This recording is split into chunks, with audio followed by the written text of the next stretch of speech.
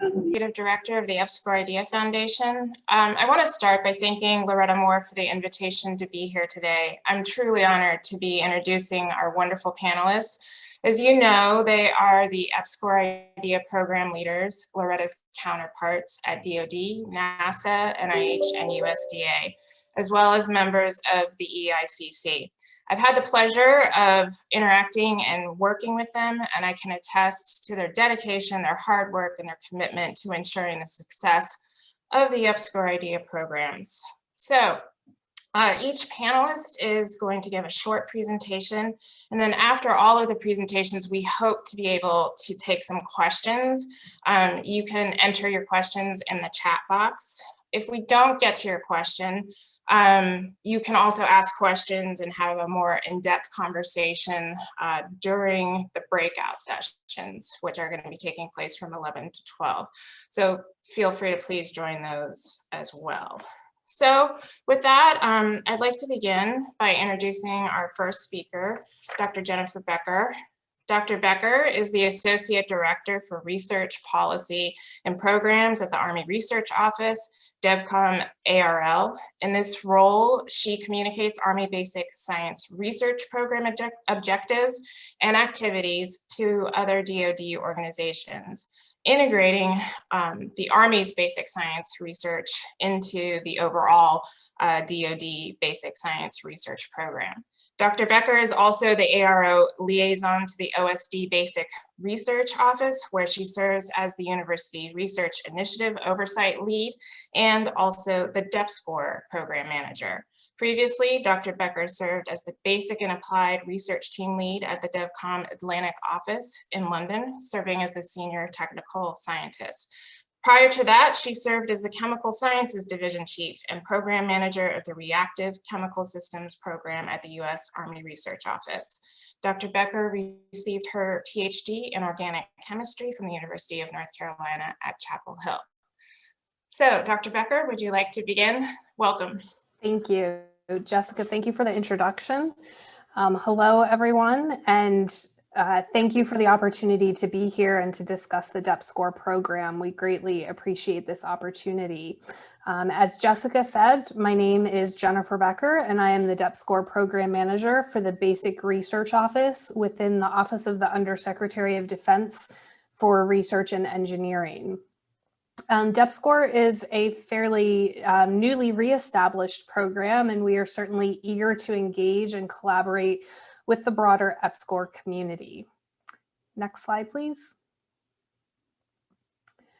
So basic research as defined by the Department of Defense is the systematic study directed toward greater knowledge or understanding of the fundamental principles and aspects of different phenomena and observable facts.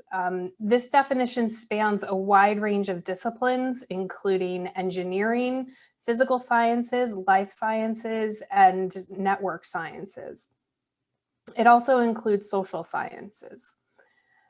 So you may be asking, why would the DoD fund basic research? Many of you may be familiar with this image from Donald Stokes' book, The Pasteur's Quadrant, where he describes basic research on two dimensions. The first is the quest for fundamental understanding, and the second is consideration for use. DoD basic research invests in the top half of this quadrant. So we ask fundamental questions with little concern for application, for immediate application, and these would sit in the Bohr quadrant. We're seeking to push the boundaries of where creativity and scientific interest intersect with the unknown. We also invest in research that's linked to practical applications, but does contribute to basic science, and that's the Pasteur quadrant. So taken together, these two quadrants are really how we view within the DoD basic research and the basic research ecosystem.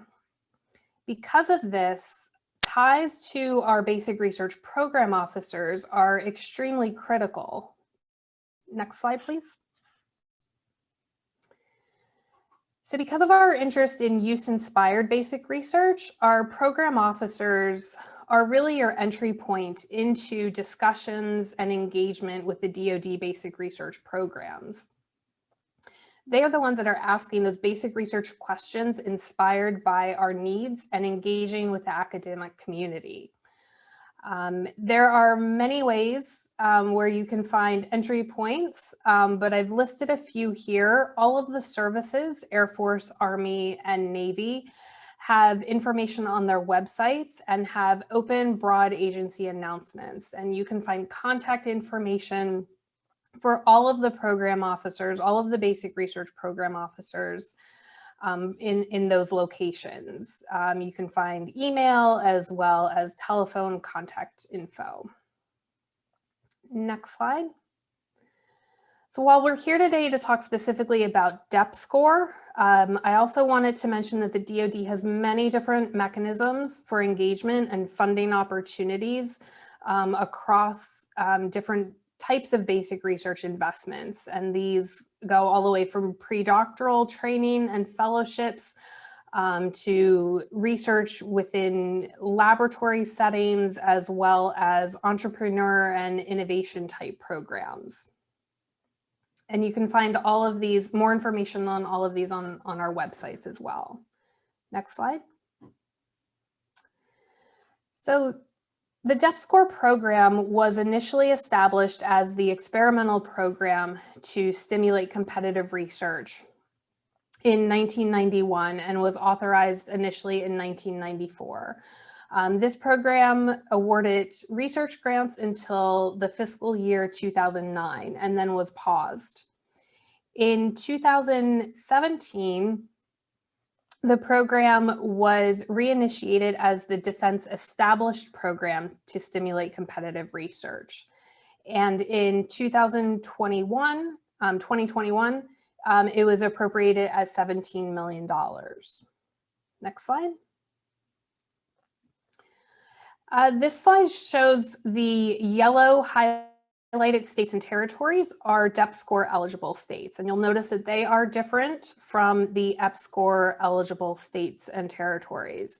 So EPSCoR eligibility is congressionally directed, and that criteria states that states or territories that received less than 60% of 1/50th of the total defense, science, and engineering research obligations in the US are eligible, and states must show a commitment to developing science and engineering research in their jurisdiction. So again, just to keep in mind that the eligibility is different. I believe there's 9 additional states that are eligible for EPSCoR. Next slide, please. So the objectives of EPSCoR are to increase basic research funding of DoD relevant science and engineering in underrepresented states and territories, to enhance those research capabilities at institutes of higher education, to increase the number of university researchers performing science and engineering research responsive to the DoD needs, and to increase the probability of long-term growth of science and engineering research. And to accomplish this, the current program has 3 main components. We have an education and outreach component, we have a research collaboration competition, and we have a new capacity building EPSCoR competition. Next slide, please. The research collaboration competition was recently posted last week on grants.gov, and you can see the FOA number there. This opportunity is similar to funding opportunities we've had the past 2 years, where we are focusing on integrating new researchers from EPSCoR eligible states and territories into the DoD research enterprise through a mentoring process. In FY20, the program made 14 awards under a similar competition, and we are anticipating about 20 awards for our FY2021 competition, excuse me. White papers are due in September, so there is plenty of time to take a look at that and consider that. And again, we are looking to build partnerships and research collaboration between new researchers, new to DoD, and experienced researchers who have that experience and expertise in navigating the unique DoD research ecosystem. Next slide, please. We also have a new opportunity this year in FY21 where we are supporting capacity building activities. This FOA was also published on grants.gov last week. And in this opportunity, we are intending to support strategic objectives of institutes of higher education to achieve basic research excellence in areas of high relevance to the DoD. And this can include funding to support research, to support education, infrastructure, as well as many other items. So it's quite open, and I would encourage you to take a look at that funding opportunity announcement as well. Next slide. And finally, I just wanted to introduce and open up an invitation to our 2021 virtual EPSCoR Day. Unfortunately, our in-person outreach events are still on hold, but we are having a virtual EPSCoR Day on June 23rd. We will be providing an overview of the EPSCoR program. We'll talk about those funding opportunity announcements in more detail, as well as have some panel discussions. And we'll also have an opportunity for breakout sessions with some of our basic research program officers. So again, I would encourage you to take a look at that information. You can find details on registering for that as well in those funding opportunity announcements. Next slide, please. Again, just thank you for your time and for inviting us to participate in the event. And I look forward to speaking with more of you during the breakout session. Thank you, Jen. That was a great presentation. We appreciate it. Again, if we can take some questions at the end, enter those in the chat room. So now I'd like to introduce our next panelist, Jeppy Compton. He is the NASA National Project Manager for the NASA EPSCoR program, responsible for awarding and managing research grants with 25 eligible EPSCoR states, Puerto Rico, Guam, and the US Virgin Islands. He has also served as a senior safety engineer and systems engineer at the Kennedy Space Center, managed the Houston Systems Engineering Flight Demonstrations function for McDonnell Douglas Space Station, and was the Deputy Operations Director for the Lockheed Martin Human Life Sciences Projects Office at the Johnson Space Center. He is a retired Air Force officer with a bachelor's degree in meteorology from the University of Utah and a master's degree also in meteorology from St. Louis University. He has a long history of interest in modeling and simulation, having hosted the first meteorological interactive processing conference in Boulder, Colorado back in 1981. So Jeppy, would you like to begin your presentation? Thank you. And I'd like to again start off with thanking Loretta and everybody for inviting us to this meeting. We really enjoy attending these and try to get every one of them.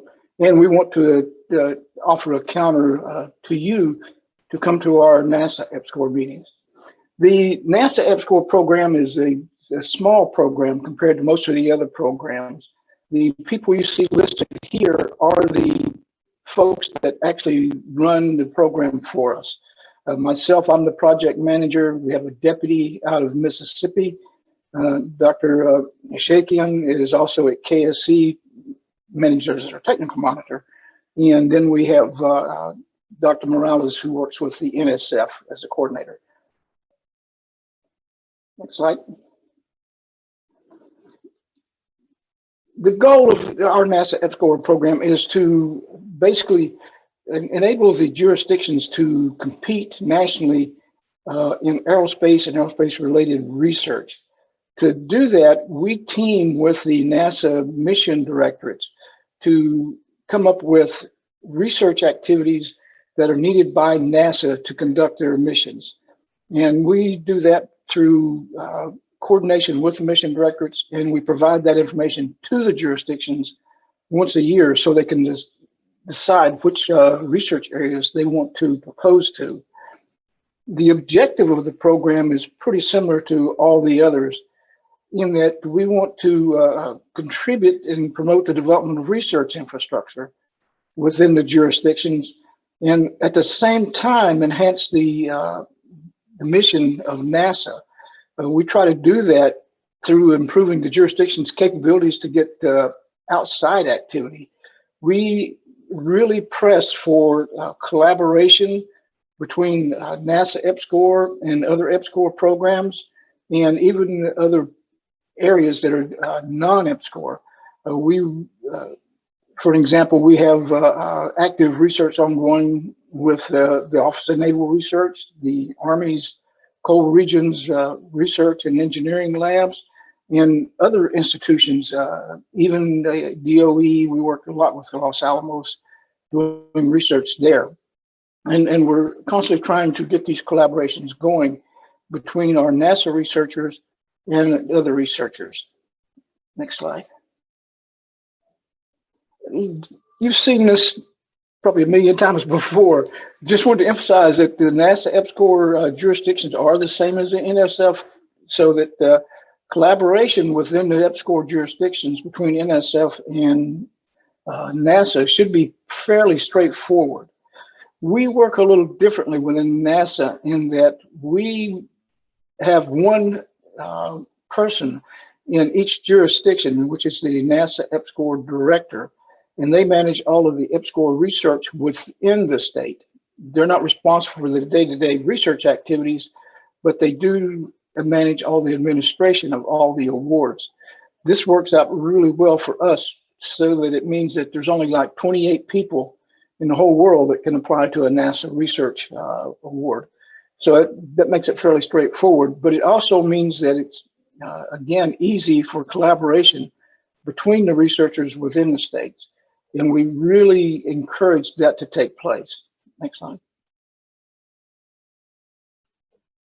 EPSCoR, we've got, when I talk about our research that we've got ongoing, we've got 5 basic elements. The first one is our research, what do you call it, the research can, which is a cooperative agreement. It's fairly small compared to other programs. It's a 3-year period of performance with a $750,000 maximum limit, and we require 50% matching on that. Again, that is our biggest award. We also have what we call a Research Infrastructure Development Award, or we call it the RID, which is also, this year it's going to go up to 5 years and be $1 million over the 5 years, and it requires 20% matching. But this award is a formula type award, and it's given to each jurisdiction, and they're used that to manage their program, to give seed grants, travel grants, workshops, all of those activities. On a more interesting side, we've got the International Space Station Flight Opportunity. This is a 3-year award up to $100,000. There's no matching required. This gives the researchers within NASA EPSCoR an opportunity to fly their research on the space station to see how it's going to work in microgravity. In addition to that, this year we've added another component to serve as kind of a stepping stone to space, and we're doing suborbital awards. And these are 3-year awards up to $250,000 starting in 22.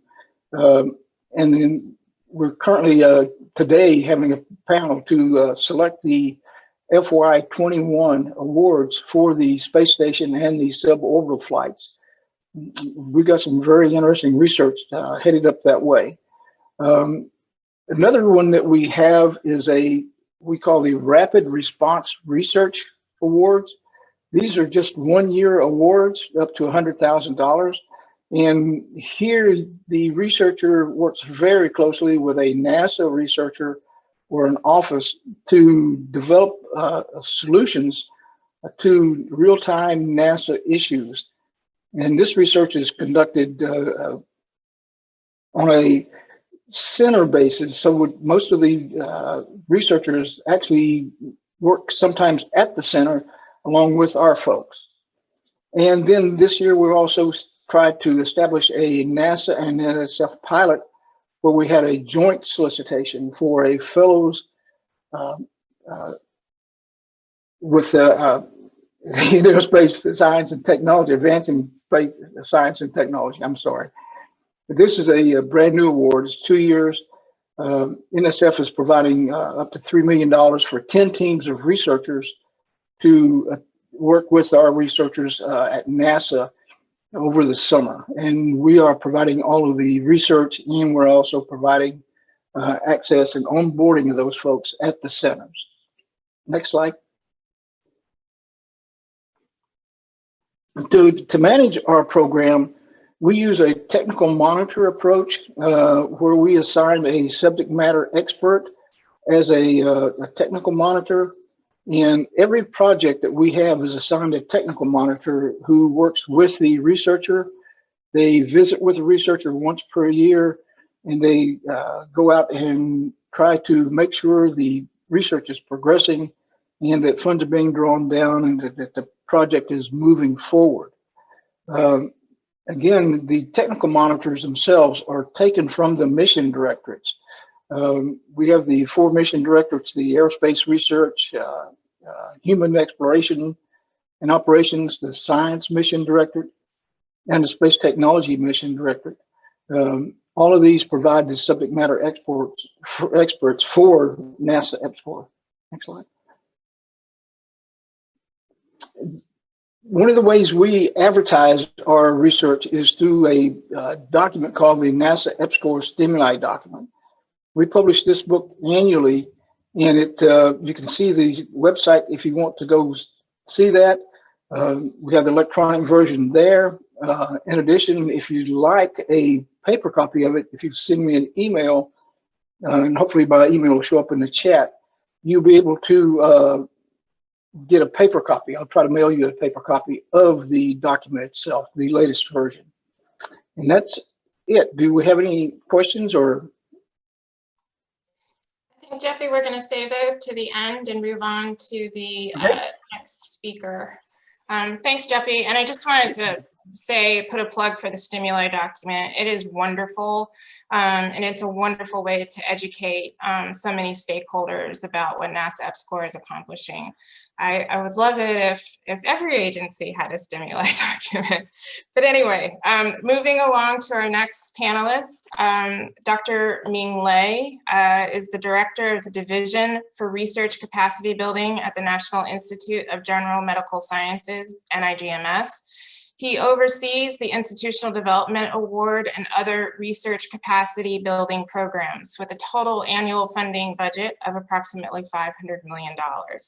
He held leadership positions at the National Cancer Institute and also at NSF before joining NIGMS in 2018. Prior to entering public service, Ming Lei was an R01 funded principal investigator and professor at the Medical College of Wisconsin, studying the regulation of DNA replication. He earned a PhD from Cornell University in Ithaca, New York. Ming? Thank you, Jessica. Thank you for the opportunity to introduce IDEA to you. Next slide, please. So the NIH version of the EPSCoR program is known as Institutional Development Award, or IDEA program. It was authorized by Congress in 1993 to build biomedical research capacity in states that received a lower level of NIH research funding. While the program is an NIH-wide program, it has always been administered by one of the many NIH institutes, probably because the institutes are the places where have a deeper connections with the research community. So the first IDEA Award were founded in year 2000 from the National Center for Research Resources. In 2012, NIH went through reorganization that resulted in NCRR's dissolving, and the IDEA program moved to the National Institute of General Medical Sciences. And we've been there since then. And the program supports 24 jurisdictions, including 23 states and Puerto Rico, and showing color on the map on the right. And next slide, please. So this is largely overlapping, but slightly different from the EPSCoR eligibility, as Jeppy just mentioned. So we are a few states or jurisdictions less than the EPSCoR.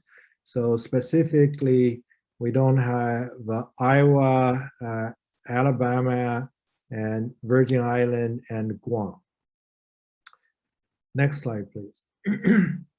So we have been enjoying steady congressional support. Since moving to the NIGMS, you can see that we have a steady support. Typically, our budget represent about slightly below 1% of the overall NIH budget. For example, in 2021, NIH's allocation is about 43 billion, and our budget is about 400 million. Next slide, please.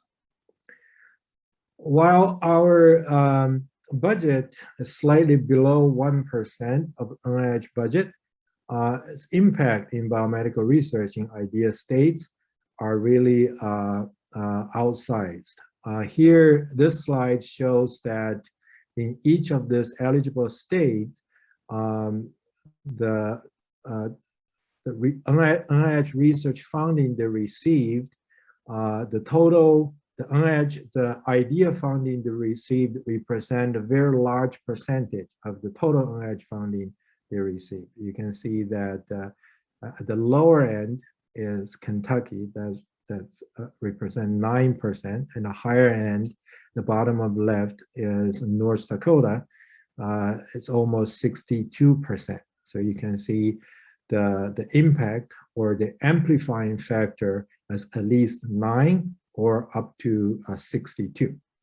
So it's in many states or jurisdictions, the idea funding really is the key player, or in many places, the main player of the biomedical research in those jurisdictions. Next slide, please.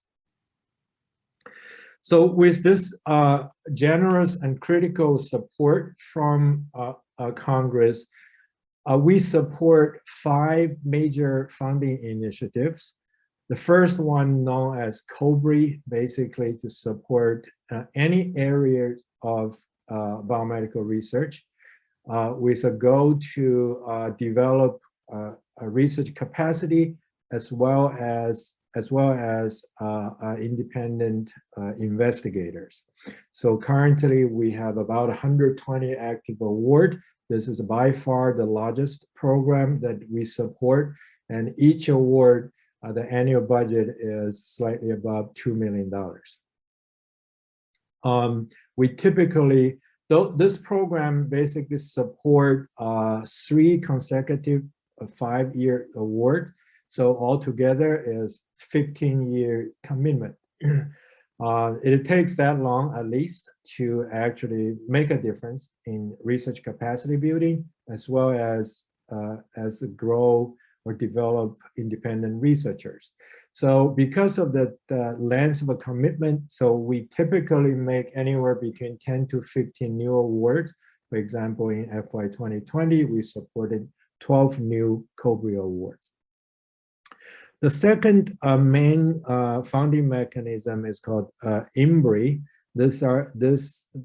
We have 24 jurisdictions, so that we have 1 in each of them. With 24 awards, basically, those are statewide networks that connects multiple higher education institutions in the state, primarily undergraduate institutions. So this network really brings a large number of students to biomedical research and makes a huge difference in the development of the research pipeline. The third program focused on clinical translational research. and those are either statewide or regional network grants. So currently we have 12 awards and support the clinical and translational research in all IDEA states. And we leverage all the major medical centers in the state, and we encourage, actually we require now the involvement of primary care physicians through practice-based research network to participate our IDEA CTR activities. The fourth one is interesting and has a lot of people's interest, because we basically co-found the well-known R1 or R15 research grant submitted to all other NIHICs, NIH Institute centers. They're to support the meritorious applications, but just missed the other institutes' pay lines. So you can see that that has a great appeal to many investigators as well as their congressional representatives. The fifth one covers a different area or aspect, that is to promote or develop the entrepreneurial culture in IDEA state, because we recognize that just like the overall NIH funding is lacking behind in those states, the SBIR and STTR award has a similar situation. So we have funded 4 STTR accelerator hubs in each one of our IDEA regions, and those hubs focus on the infrastructure building. They link up all the technology transfer offices from institutions in those areas, and they found seed grants for pilot project. So the goal is to catalyze the development of entrepreneurial culture and provide the basic infrastructure and to help transfer the research to economic impact. Next slide, please. While those 5 main funding programs provide the pillars for the program, we also leverage those powerful platforms for leverage them for other opportunities. So one is that we have been promoting the cross-program collaborations. For example, collaboration between INBRIs with COBRIs, with CTRs, and the other co-funded IDEA investigators. The second, that's sort of within the IDEA program. The second aspect is to develop collaboration with other NIH programs to leverage NIH resources. For example, we have been working with other NIH entities to work on the EHR record to facilitate clinical research. On to last year, we were very successful to support an NIH-wide women's health research program contributed by 15 different institutes. And we're working with the NIH STRIDES initiative on cloud computing to bring cloud computing to biomedical research in the IDEA states.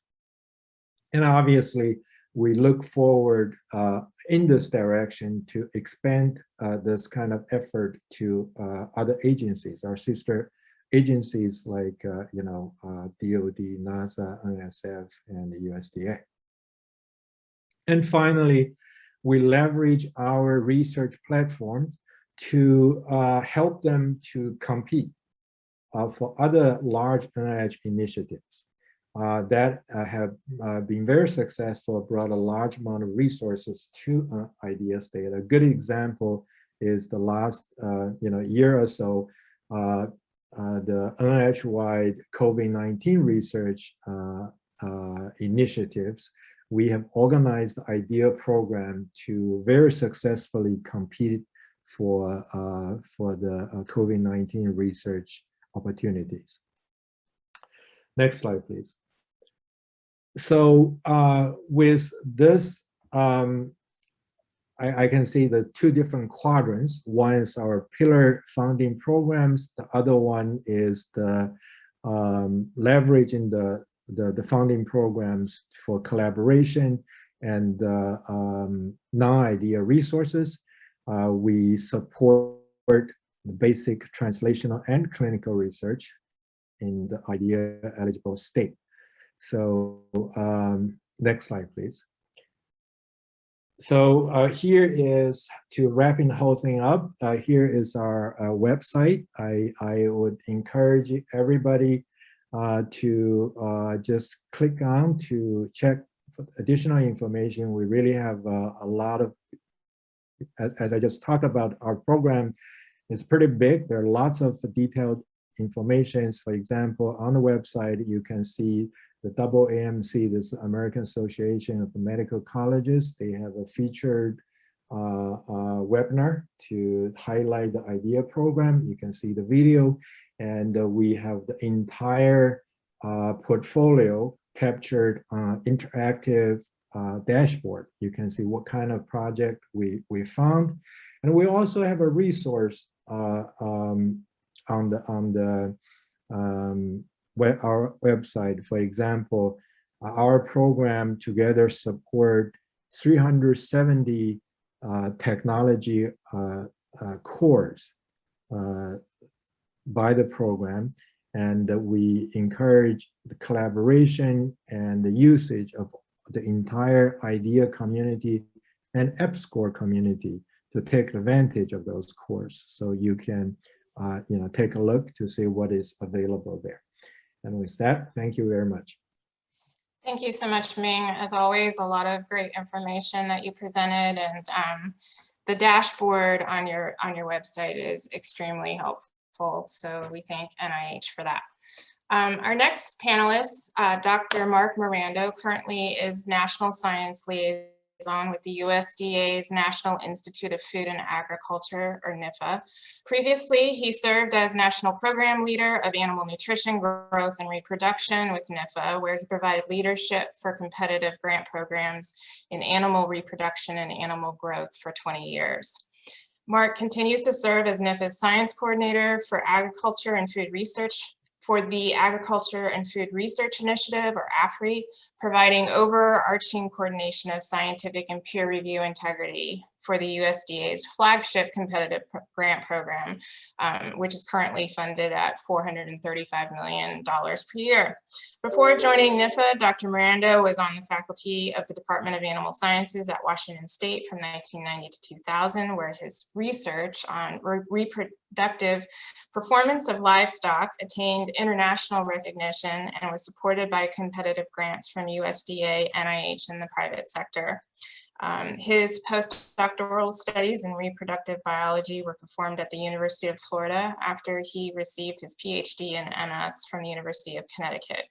And he also has a BS in dairy science from Tennessee Technological University. So welcome, Dr. Mirando.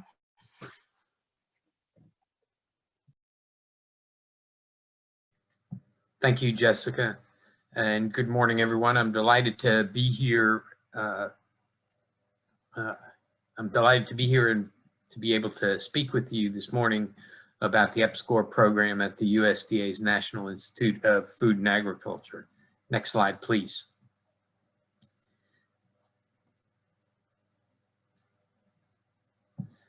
So the EPSCoR program at the National Institute of Food and Agriculture, or NIFA, is only within one of our competitive grant programs, and that is the Agriculture and Food Research Initiative, or the AFRI Competitive Grants Program, because that is where it is authorized to exist.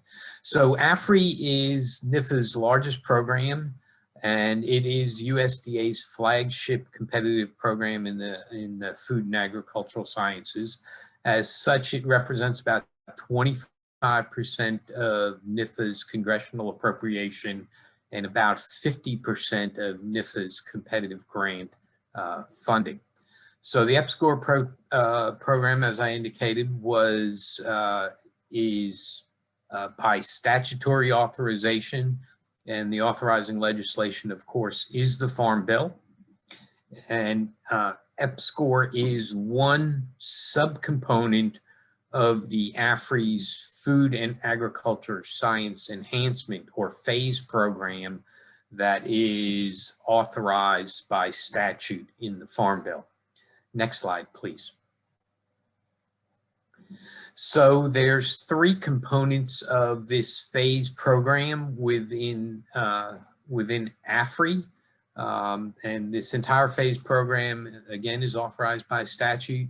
And the three components of PHASE are pre- and postdoctoral fellowships, new investigators awards, and strengthening awards to degree granting institutions. And under the strengthening program is where a component is where the EPSCoR program exists. And so the strengthening program supports small to mid-sized institutions, minority institutions, and any minority serving institutions, and any degree granting institution within the EPSCoR states.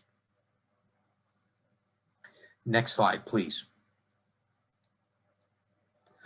So at NIFA, we calculate the EPSCoR status for the AFRY program based on funding from AFRY to the lowest 38% of states. So the lowest 38% of states that receive AFRY funding, and so this is 19 states plus the District of Columbia and the 6 U.S. territories and possessions.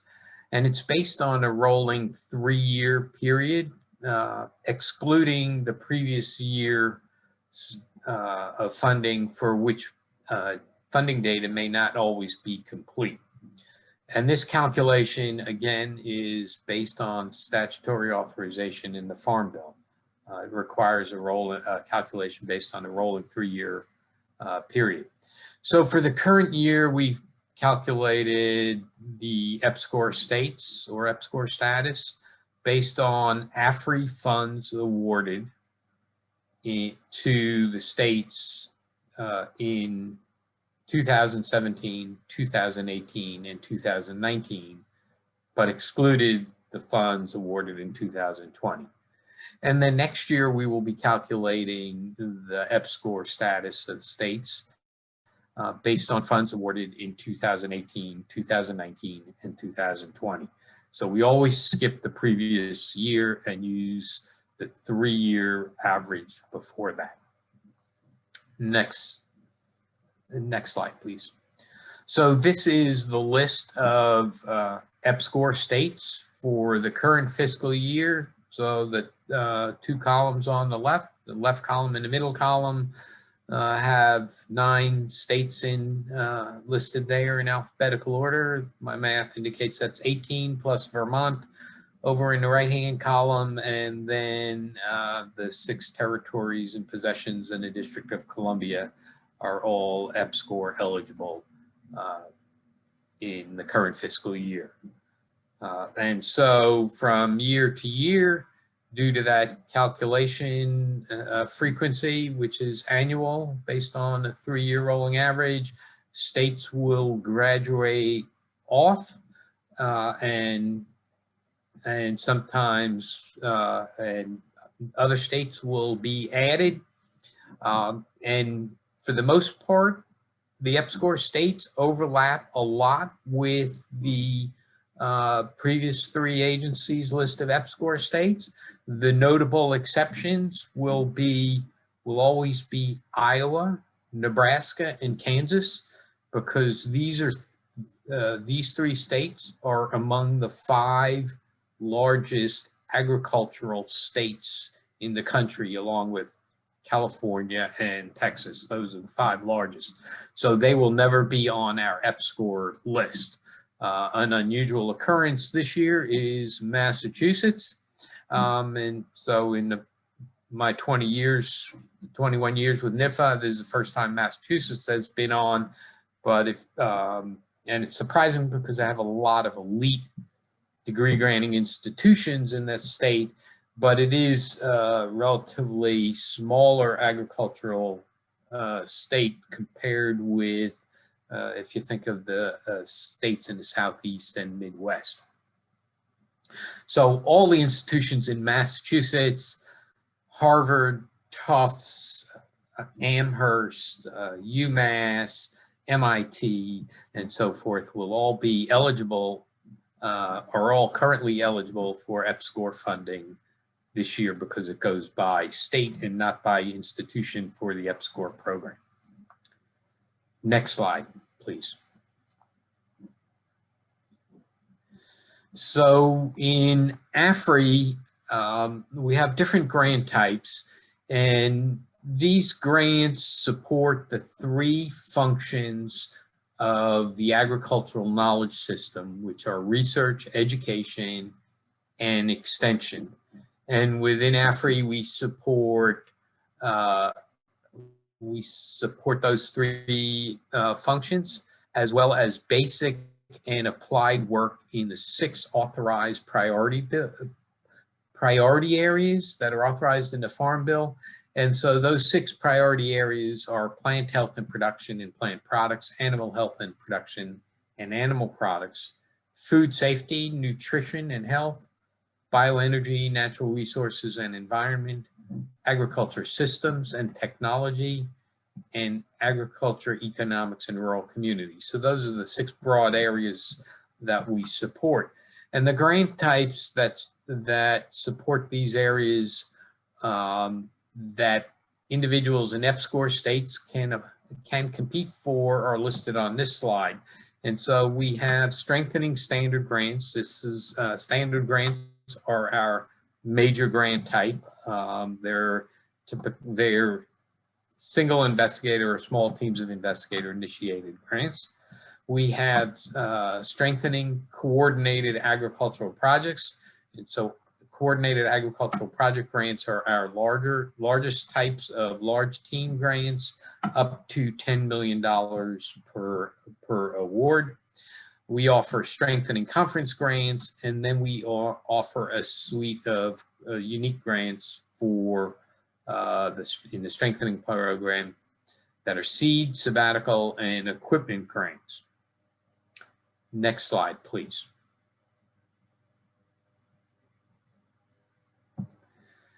So individuals that are competing for these types of grants either compete in a larger pool with all the other applicants or compete amongst themselves, depending on the type of grant.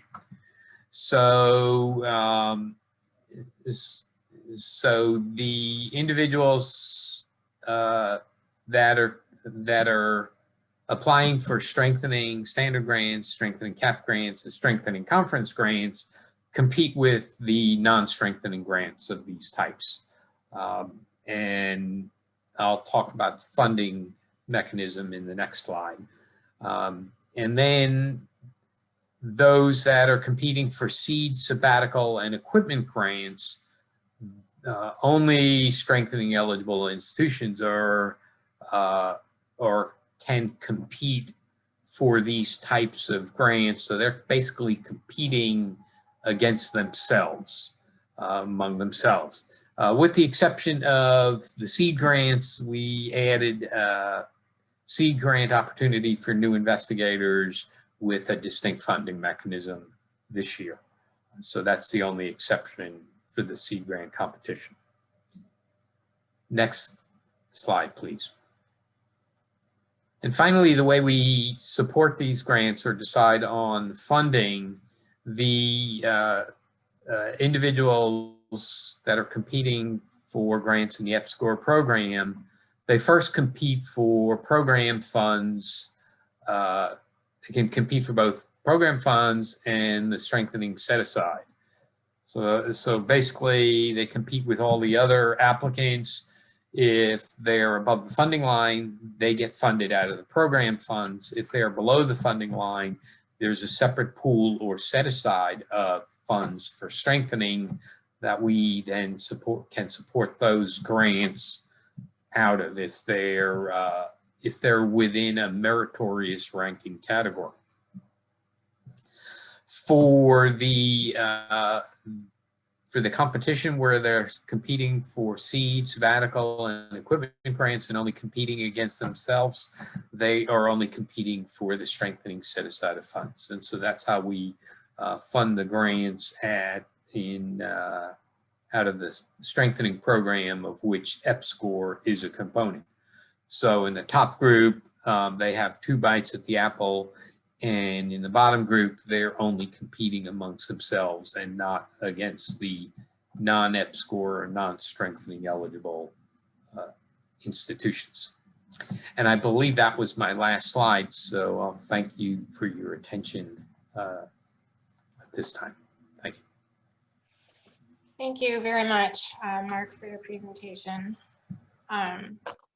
So I think we have some time for a few questions, and I actually wanted to maybe open with a question of my own, and that is more and more a common question that I'm receiving is, how are the EPSCoR programs collaborating?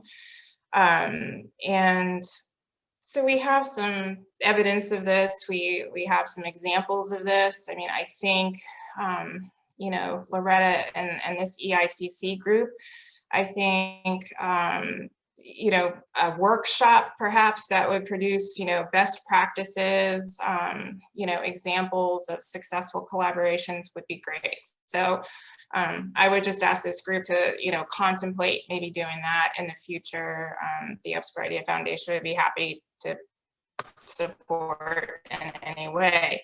But I just wanted to ask the panelists, what do you think about collaborations? How are you already collaborating? Are there areas where you would like to collaborate? You know, collaborations that you think are advantageous. So I'll just open that up to everyone. So Jessica, I'll go first if I may. I think we all like to collaborate. To implement that, I think my thought is, one is we should find areas with common interest. For example, this day of age, even NIH is primarily working on biomedical research, but cloud computing is of great interest and importance. And in that area, we can definitely benefit or learn a whole lot from DOD, NASA, DOE. I don't hear our colleagues from DOE today. You know, so in that way, we have common interests, but we really can leverage each other's strengths, and so that reach common goals. So we have been working on cloud computing with Google and Amazon, and actually I think we have an ongoing collaboration with NSF, sort of in its embryonic stage, and I just want to offer that as an example. Is a fertile ground to explore, and we hope to expand that. I think to get a little bit into the detail is that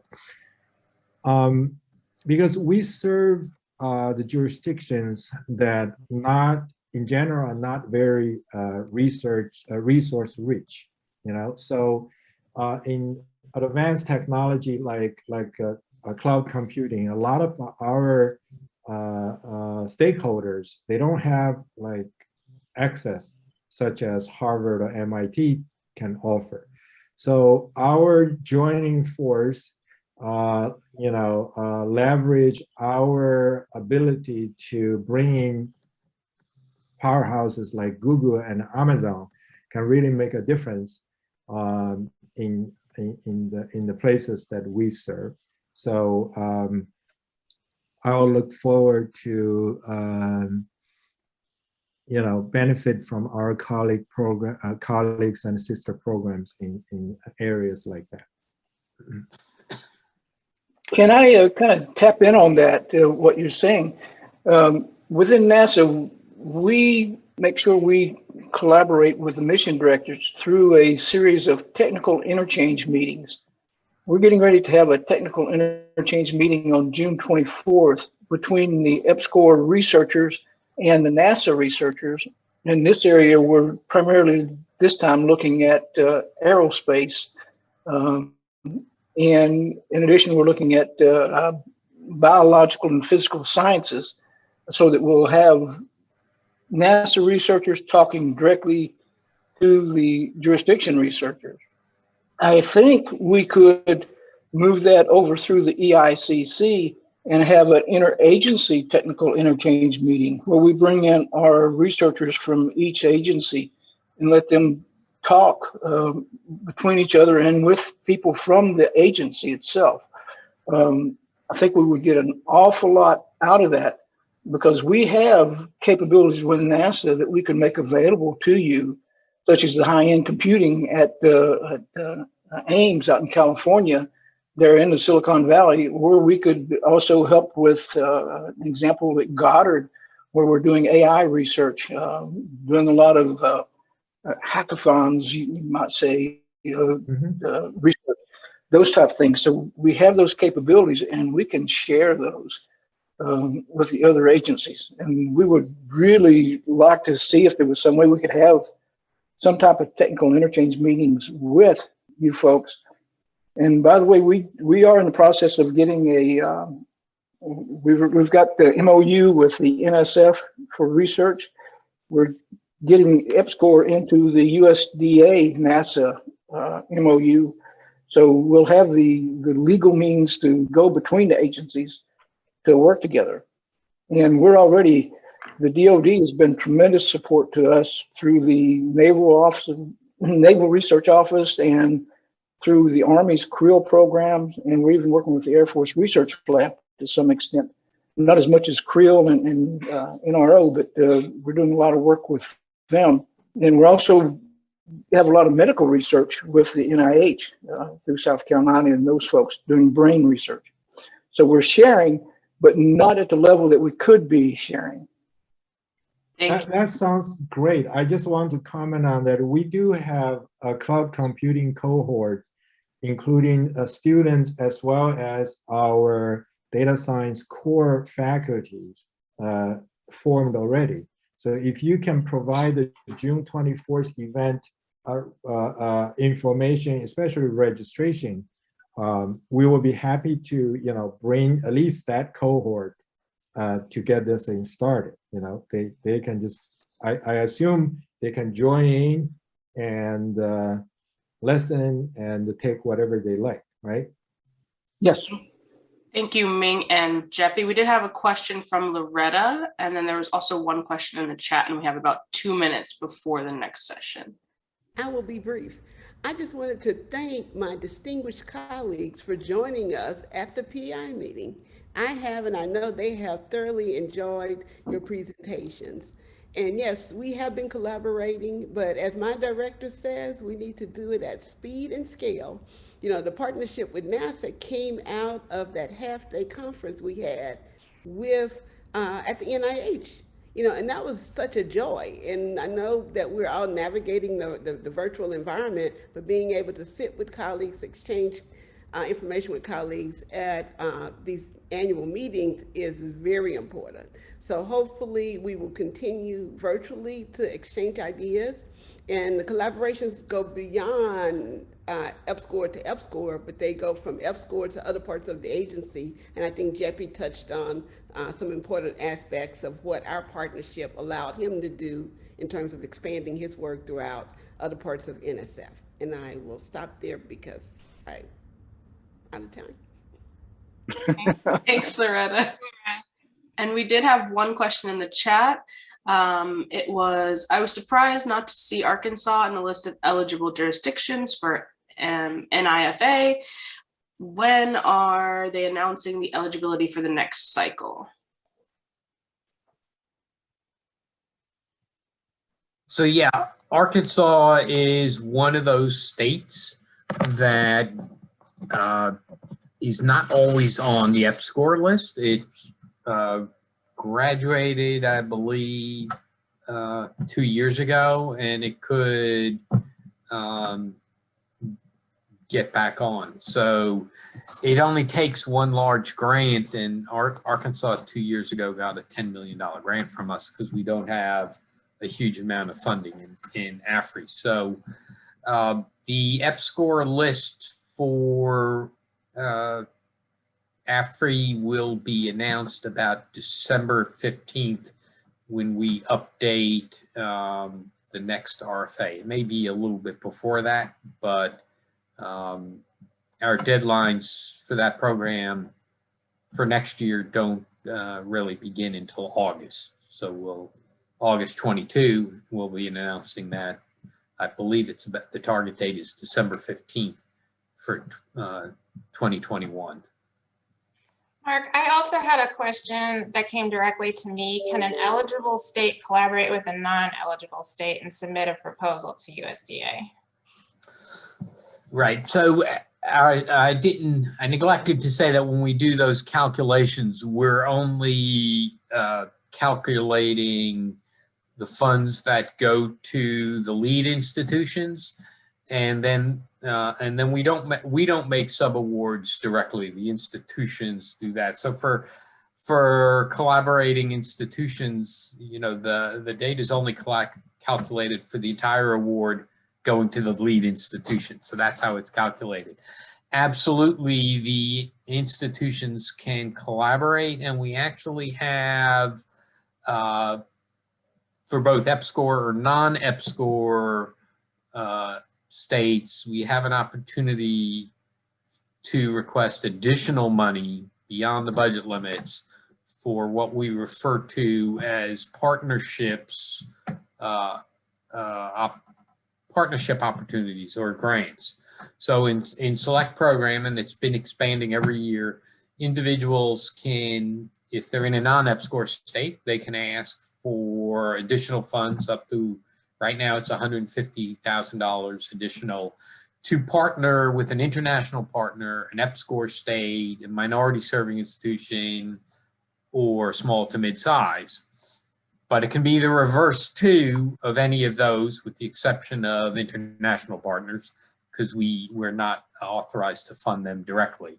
But EPSCoR can be the lead institution and partner with any entity and request that extra money partnership. So yeah, we absolutely allow subawards to institutional partners, and our eligibility for most grant types, other than the strengthening, is very broad. Okay, and there's one last question. Are there any NIH capacity building programs that the U.S. Virgin Islands are eligible for, since they do not qualify for the ones discussed today? Not at this point. Okay, short and sweet.